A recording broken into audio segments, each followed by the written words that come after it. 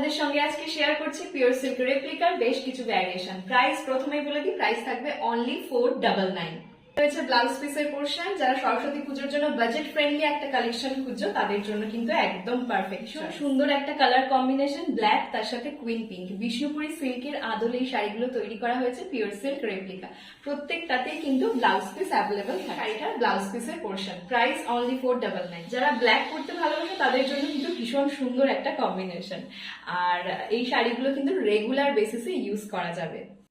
So this is the blouse piece portion. Blouse পিসের পোর্শনটাও কিন্তু ভীষণ সুন্দর দেখতে, জাস্ট লম্বা হাতা করে বানিয়ে পড়ো।